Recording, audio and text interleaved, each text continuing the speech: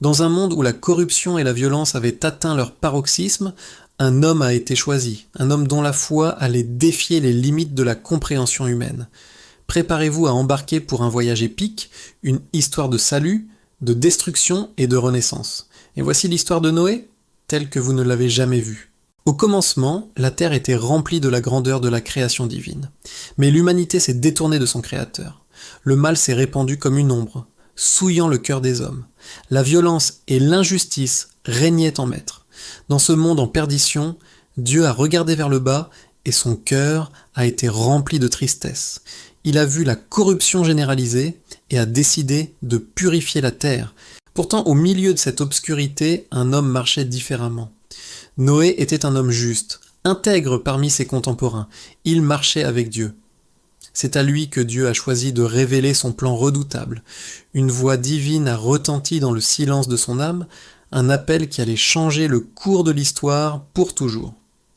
Dieu a parlé à Noé, lui ordonnant de construire une arche. Pas un simple bateau, mais une structure colossale, un refuge flottant destiné à préserver la vie du cataclysme à venir. Les dimensions étaient précises, les matériaux spécifiés. Une tâche monumentale, presque impossible aux yeux des hommes. Imaginez la scène. Noé, au milieu d'une terre aride, loin de toute mer, se met à construire un navire gigantesque. Ses voisins le regardent, incrédules. D'abord la curiosité, puis les moqueries. Le vieil homme a perdu la raison, murmurait-il. Une arche pour un déluge qui n'arrivera jamais? Chaque coup de marteau, chaque planche assemblée était un acte de foi, un témoignage silencieux face à un monde sceptique. Noé et sa famille, Shem, Cham, Japheth et leurs épouses ont travaillé sans relâche. Ils n'ont pas seulement construit avec du bois et du goudron, mais avec une confiance inébranlable. Ils ont fait face au mépris, à l'isolement, mais leur conviction était plus forte que les doutes du monde entier. Ils obéissaient à un commandement que personne d'autre ne pouvait comprendre. Puis vint la deuxième partie de la mission divine. Rassembler les animaux. 2 par 2, mâles et femelles de chaque espèce, les créatures de la terre ont commencé à affluer vers l'arche. Des lions majestueux aux plus petits insectes, une procession incroyable, guidée par une main invisible, s'est dirigée vers le refuge préparé. C'était un spectacle défiant toute logique, un miracle se déroulant sous les yeux d'une humanité aveuglée par son propre orgueil. Le jour est arrivé, le jour où les cieux se sont assombris et où la patience de Dieu a pris fin. Noé, sa famille et tous les animaux étaient en sécurité à l'intérieur. La porte de l'arche, scellée par Dieu lui-même, s'est refermée sur le monde extérieur. Puis la pluie a commencé à tomber. Ce n'était pas une pluie ordinaire. Les écluses des cieux se sont ouvertes, les sources du grand abîme ont jailli. L'eau a monté, implacable. Les rivières sont devenues des torrents, les vallées des lacs.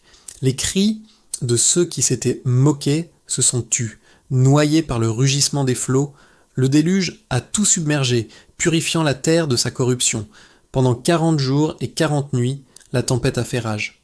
L'arche, ce symbole de foi et d'obéissance, flottait sur les eaux déchaînées, une île de vie au milieu d'un océan de destruction. À l'intérieur, dans la pénombre, une communauté improbable cohabitait, humains et animaux, ensemble, attendant la fin du jugement. C'était une période d'attente, de prière et de confiance renouvelée en la promesse divine. Après 150 jours, les eaux ont commencé à baisser. Lentement, très lentement, les sommets des montagnes sont réapparus. L'arche s'est finalement posée sur le mont Ararat. Mais l'attente n'était pas terminée. Noé a envoyé un corbeau, puis une colombe. La première fois, la colombe est revenue. La deuxième fois, elle portait dans son bec une feuille d'olivier fraîchement cueillie. Un signe, un symbole d'espoir. La vie revenait sur la terre. Enfin, la porte s'est ouverte. Noé et sa famille sont sortis, posant le pied sur un monde nouveau, purifié. Le ciel était clair, l'air était frais. Un sentiment de gratitude immense les a envahis. La première chose que Noé a faite a été de construire un autel et d'offrir un sacrifice à Dieu en remerciement pour leur salut. Et Dieu a répondu. Il a fait une alliance, non seulement avec Noé, mais avec toute l'humanité et chaque créature vivante pour toutes les générations à venir. Il a promis de ne plus jamais détruire la terre par un déluge, et pour sceller cette promesse éternelle, il a placé un signe dans le ciel, l'arc-en-ciel, un pont de lumière colorée entre le ciel et la terre, un rappel constant de sa miséricorde et de sa fidélité. L'histoire de Noé est bien plus qu'un récit de survie. C'est une leçon profonde sur la foi face à l'impossible. Que nous apprend-elle aujourd'hui ? Elle nous apprend que même lorsque le monde autour de nous sombre dans le chaos, la fidélité à Dieu peut nous transformer en instruments de restauration. La foi de Noé n'était pas seulement une attente passive, c'était une action, une construction, un mouvement en avant malgré l'inconnu. Comment réagissons-nous lorsque nous sommes appelés à faire quelque chose qui semble défier la logique ? Avons-nous une foi suffisante pour résister au déluge de nos propres vies, qu'il s'agisse de doutes, de difficultés ou de l'opinion des autres ? L'histoire de Noé nous rappelle que la véritable obéissance se manifeste lorsque nous choisissons de suivre la voie du Créateur, même face aux moqueries. Tout comme Noé a construit l'arche en obéissance, nous sommes appelés à bâtir notre foi dans les temps d'incertitude.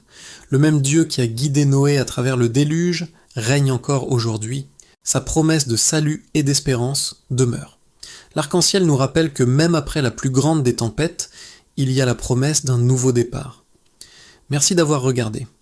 Si ce message d'espoir et de foi vous a touché, n'hésitez pas à aimer cette vidéo, à la partager avec quelqu'un qui en a besoin et à vous abonner à notre chaîne pour plus d'histoires qui nous guissistent, qui nourrissent l'âme.